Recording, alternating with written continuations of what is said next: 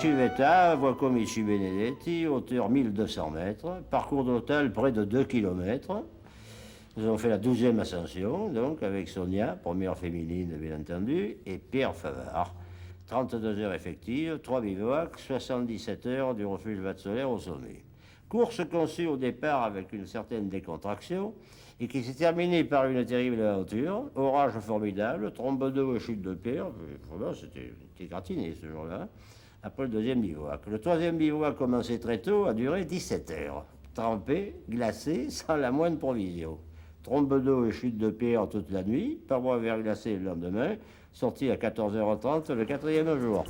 Et j'ai ajouté un point d'exclamation pour dire qu'effectivement, j'en avais même plein les bottes d'avoir écrit ça.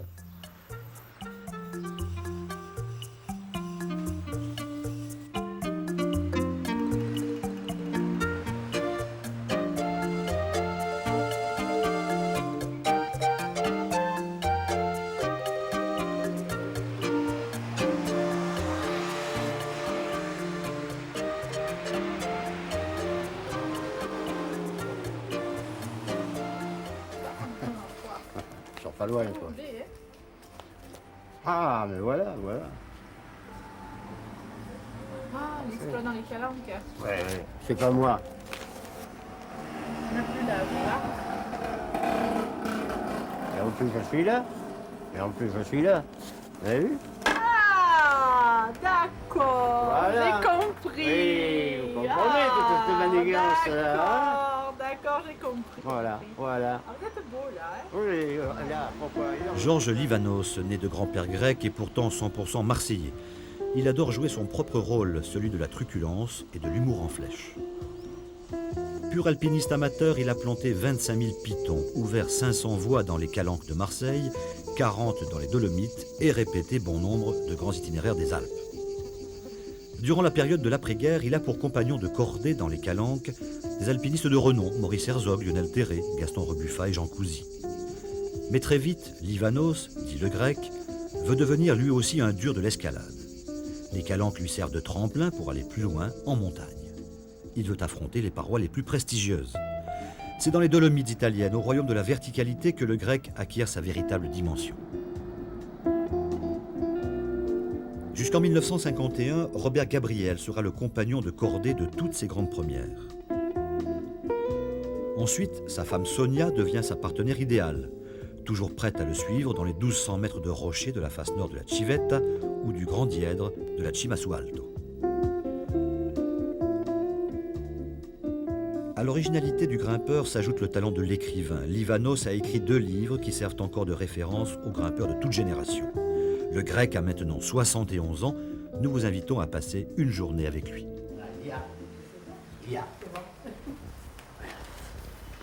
Première page déjà. L'OM, tu fais partie de l'OM. Ouais, Marseille exploit dans les calanques. Voilà. Ah, Et mais après, c'est tout. tu fais une suite. Oh, Ah, et alors, il y a ta photo. dernière page. Escalade des livres exploit. Qui c'est ça? Ah. À côté, il y a cette espèce de petit rigolo, là, plaisantin. Il croit qu'il grimpe. Ouvre la voie de la concave dans les calanques. 28 ans plus tard, Jérôme Rochelle sur... Ah, ben c'est bien. Hein? Et alors? La concave, c'est quand même, moi je pense, la paroi des calanques, c'est quand même la plus impressionnante. C'est la plus mystérieuse aussi. Et puis de savoir qu'il n'y a qu'une seule voie, et que cette voie a été ouverte par Georges Livanos, je crois que ça augmente un peu l'aura de cette paroi en fait. Je ne vous ai pas présenté le grec. Le voici à sa table de travail. Aucune paroi, fût-elle la plus surplombante, la plus au-delà de la verticale, ne résiste à ses assauts ni à sa technique. Cette escalade n'offrait aucune chance de réussite en s'appuyant sur les possibilités de l'escalade classique. Livanos sentait bien qu'il y avait là un problème. Une cordée de 2 était nécessaire. Aussi, la présence d'un autre spécialiste de l'escalade artificielle, Marc Vaucher, justifiait la difficulté de l'entreprise. La paroi est haute de 130 mètres, dont 80 de surplomb, qui déporte de 30 à 35 mètres à l'échelle alpine. Tu sais, on avait fait la paroi jaune à Saint-Michel. La paroi jaune, c'est surplombant, mais légèrement surplombant. Ça n'a aucun rapport, quoi. Alors on disait, oh, étant donné qu'on a fait ça, on peut tout faire. Et finalement, cette concave là au fond, là, c'est peut-être pas tellement impossible. Là, je crois qu'on se mettait de l'eau dans l'œil, hein, oui. Enfin, pour nous, à cette époque, en tout cas. Encore que j'étais plus de la première jeunesse quand je l'ai faite. Je crois que j'avais plus de 40 ans. C'était les derniers feux, quoi.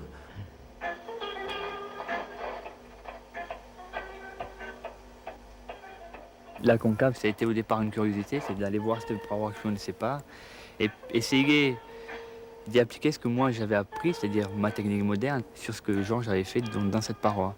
Lui, il a gravé un artificiel, moi j'ai essayé de moderniser ça et de le faire en libre.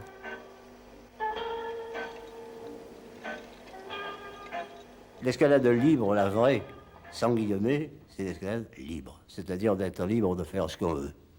De mettre un étrier si on en a envie, de faire du 3 si on en a envie, ou d'aller ramasser des fraises. Ça, c'est vraiment libre.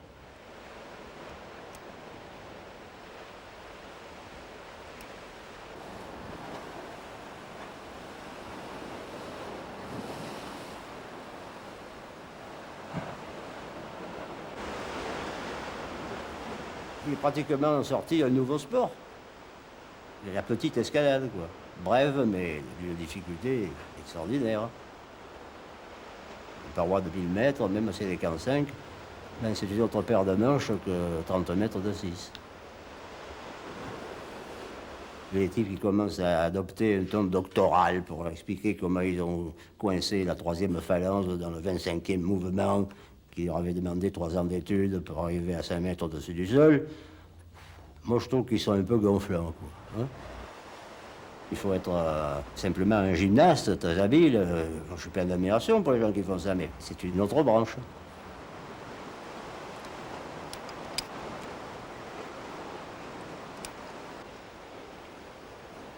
Georges, c'est quelqu'un que j'ai découvert un peu comme peut-être beaucoup de grimpeurs alpinistes par ses bouquins, dont le fameux Au-delà de la verticale. Et c'est vrai qu'à travers ses écrits, j'ai pu ressentir beaucoup d'humour. Et puis bon, il a fait aussi partager toutes ses aventures, toutes les grandes parois qu'il a pu gravir dans les Dolomites. Et c'est vrai que c'est un personnage plein d'humour, un personnage assez fort, Il a un passé très riche. Ils ont découvert des parois, ils ont fait des premières, c'est exceptionnel quand même. Hein. Ils avaient un terrain que nous, on n'a plus. Hein. Moi, j'aime bien ces gens qui ont quelque chose à dire et j'aime bien les écouter. Eh oui, voilà. On trouve tout. Ça, ce sont les diverses éditions françaises. Voilà. Ça, c'est la première, l'historique. Celle qui, à présent, s'achète à prix d'or. Non, mais c'est vrai, il y a des types qui la cherchent. Hein.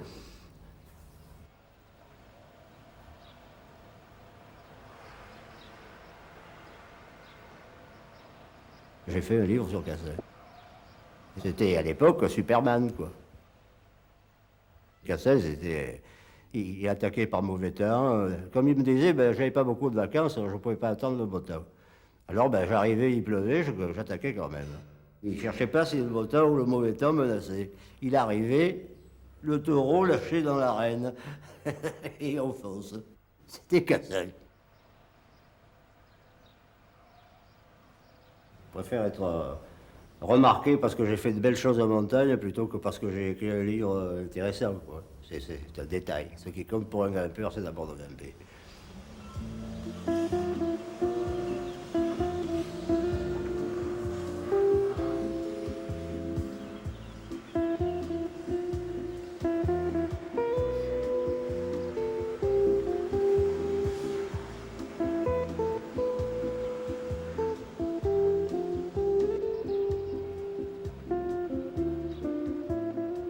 Les premiers pas de grimpeur, je les ai faits à Chamonix. On me prend toujours pour un grimpeur des Calanques. Je suis né grimpeur à Chamonix, au Gaillan.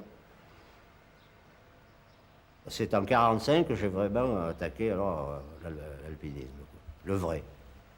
C'était des grandes courses et difficiles, quoi. Facile de la Meige, le pilier des Écrins, avec Franco. On avait mis 5h30 alors, pour faire 1100 mètres. Mais enfin, il est question d'horaire, c'est un détail. Le meilleur horaire, ça consiste à arriver à 70 ans, quoi. Et si on va trop vite, mais on n'y arrive pas, et vite.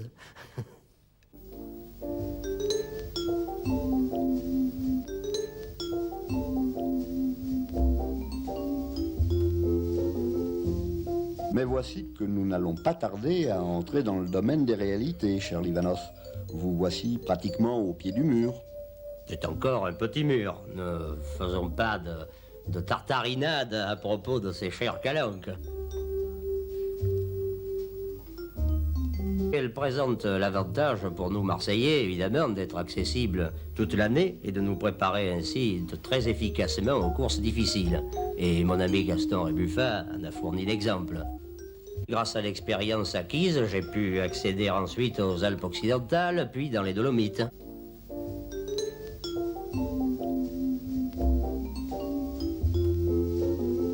Ah, mais vous aviez tout de même une équipière. Et celle-là, je la connais fort bien, car c'est non seulement ma coéquipière, mais aussi mon épouse. Votre moitié de cordée en quelque sorte.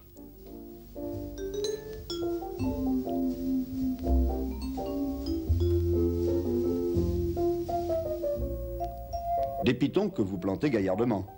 Oui, ça, je dois reconnaître que je suis assez énergique. Quand je garantis un piton, on peut y accrocher un porte-avions. Pour le moins.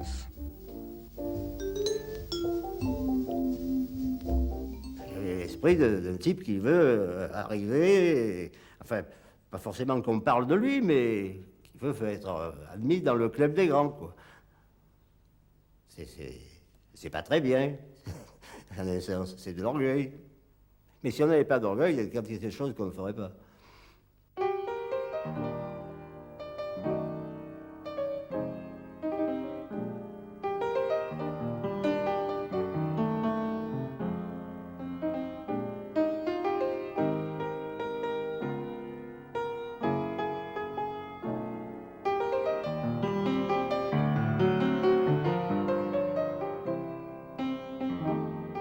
Mais les Dolomites, je connaissais depuis très longtemps, bien avant d'y être allé, quoi.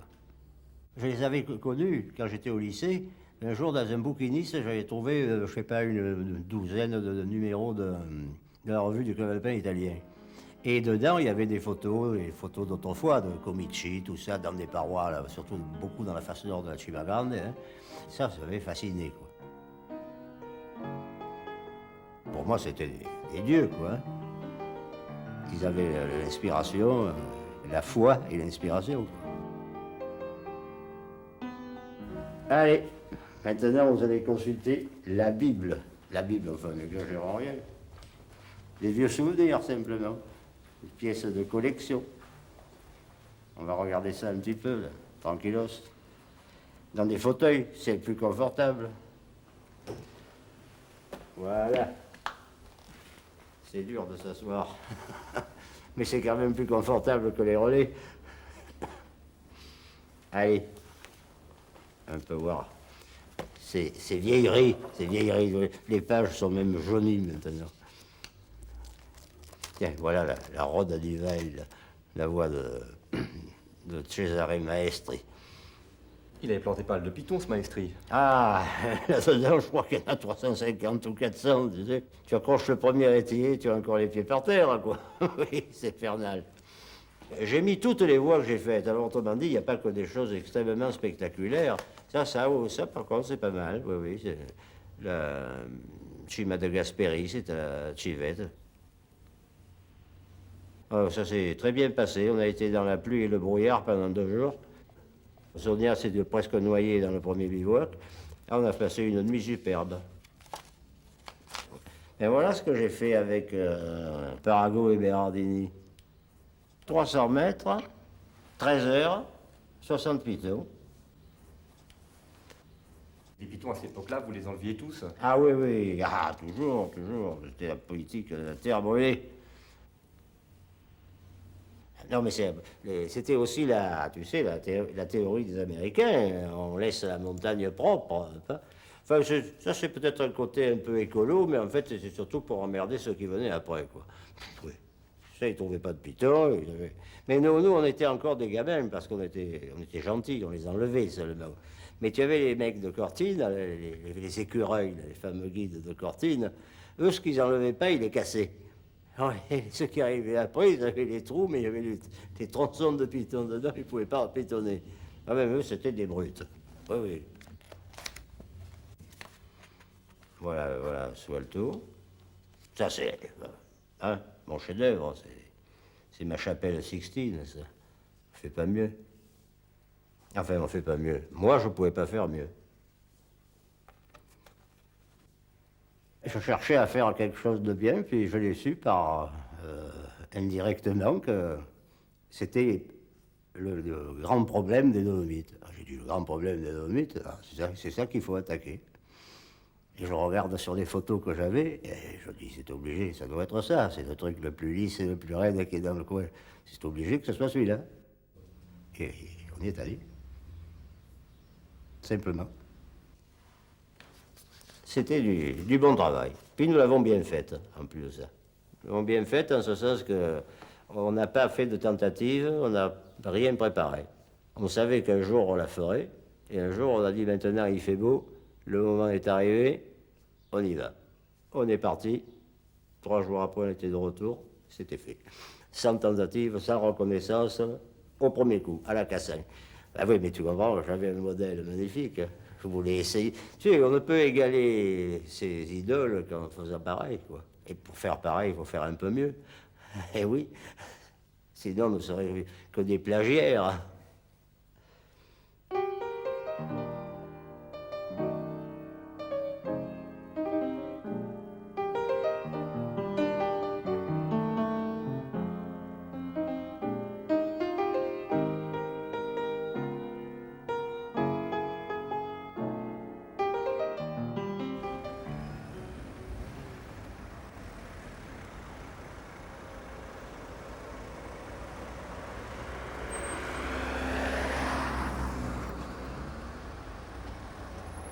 Moi, j'aime bien voir la mer, ça va loin. Enfin, ici, ça va pas tellement loin, puis ça s'arrête en Afrique, quoi.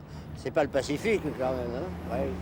Mais ça donne une notion de grandeur, d'immensité, un peu comme les grandes parois donnent une notion d'importance, quoi. Hein. Que ne donneront jamais les plus folles acrobaties à 30 mètres du sol, quoi. Hein. C'est une autre chose.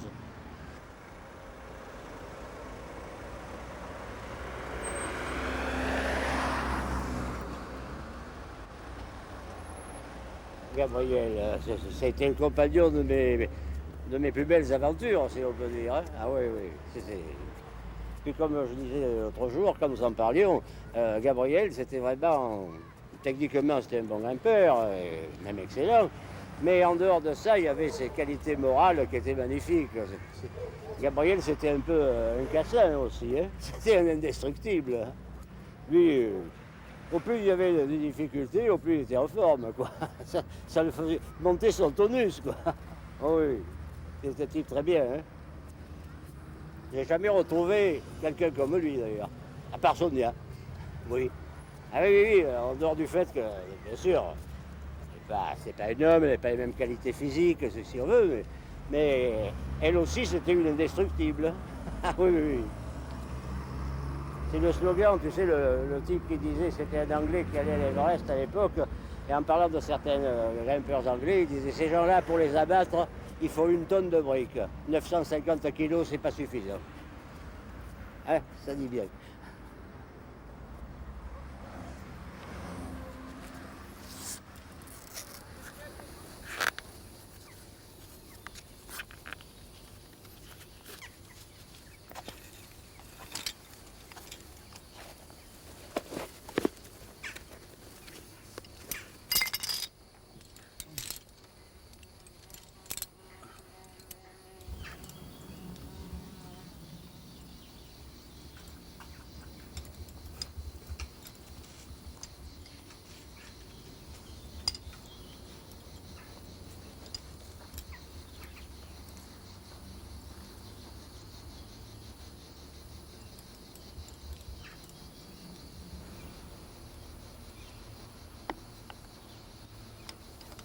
Pour moi, Georges Livanos, ça représente mes débuts en escalade. J'ai commencé à grimper, j'avais 10 ans, dans les années 70 à peu près.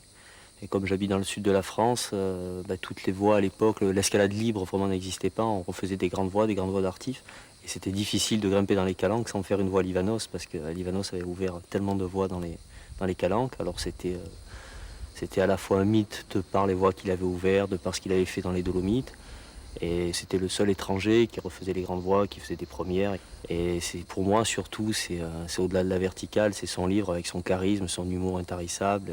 Pour moi, c'est un grand personnage qui a marqué une des étapes de l'escalade.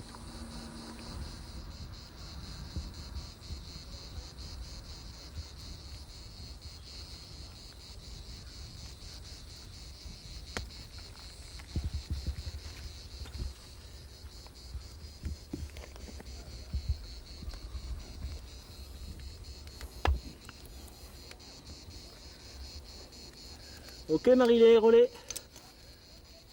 C'est bon.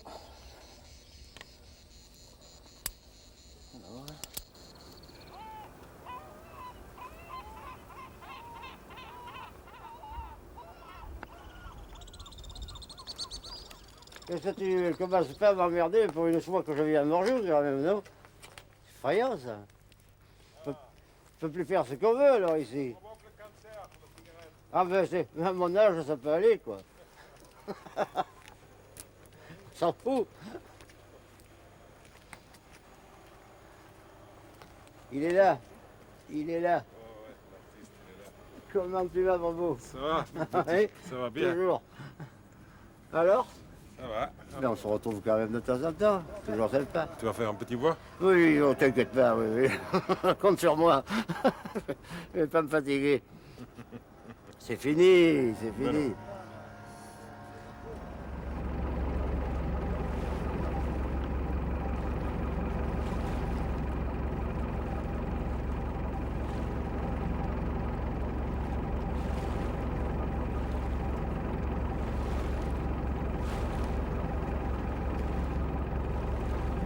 Il n'est pas question de renier les calanques.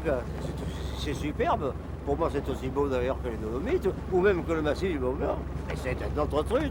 Hein, voilà, c'est différent. Bah, il y a de la beauté dans toutes choses. On peut pas dire qu'un beau chat, c'est plus beau que, je sais pas moi, qu'un bel éléphant, par exemple. Ben, ce sont des bêtes différentes, mais peuvent émaner une beauté de l'une aussi bien que de l'autre. Hein.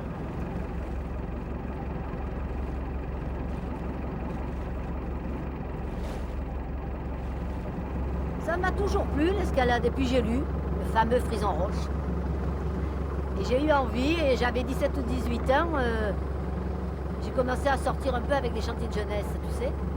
Alors on a un peu grimpaillé, des petits trucs, des trucs faciles. Et puis après, j'ai eu des amis qui ont fait des choses un peu plus difficiles. Et ensuite, au Cap, j'ai rencontré le phénomène. Il y a 41 ans qu'on est mariés, et il y a 45 ans qu'on se connaît. Un coup de foudre qui tient 45 ans, c'est pas mal, hein?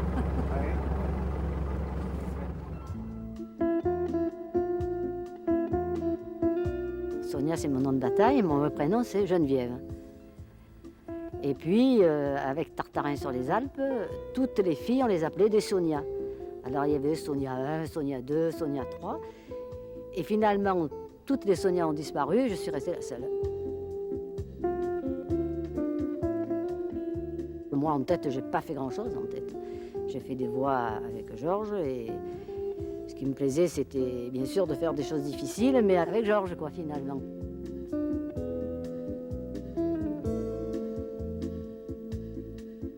C'est un bon grimpeur et c'est surtout un bon alpiniste parce que chaque fois qu'on a été dans le mauvais temps, il s'est toujours débrouillé par ses propres moyens et je crois que plus il est dans le mauvais et plus il est fort.